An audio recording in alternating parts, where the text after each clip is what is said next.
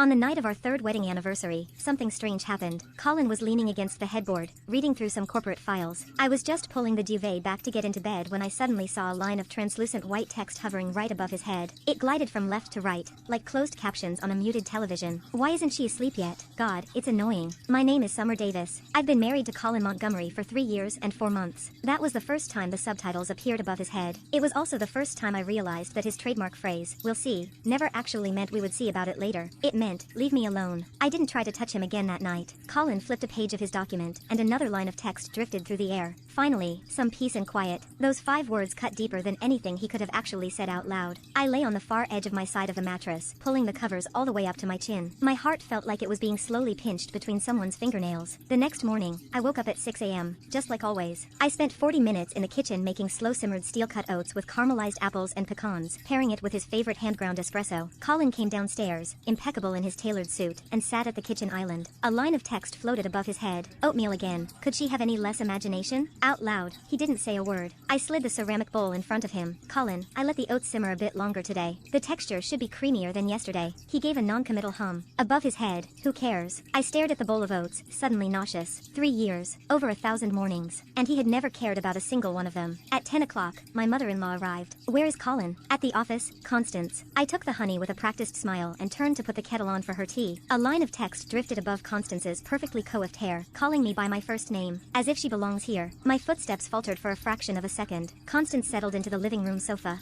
her sharp eyes sweeping the space. Summer, the water in that crystal vase needs changing. It's looking cloudy. Of course, I'll change it right now. All she does is buzz around Colin all day, completely oblivious to how out of her depth she is. If her father hadn't saved my husband's life in that wreck, there is zero chance my son would have ever married someone like her. The paragraph of text scrolled past, dense and suffocating. I stood at the kitchen sink, holding the heavy crystal vase. The faucet was running, the water spilling over the rim and rushing over my fingers. So, this marriage was just a debt being paid. When Colin's father was in a horrific car accident years ago, it was my dad, a passing driver, who pulled him from the wreckage and rushed him to the ER. I had always foolishly believed the Montgomerys were kind to me out of genuine affection, out of gratitude. Now I knew. Their kindness was simply an obligation. They endured me. Constance glanced at me. Well, at least she's obedient. It's a shame that's her only use. I sat across from her and poured her a cup of Earl Grey. My smile was identical to the one I wore yesterday. The only difference was that starting today, I knew my smile was entirely hollow.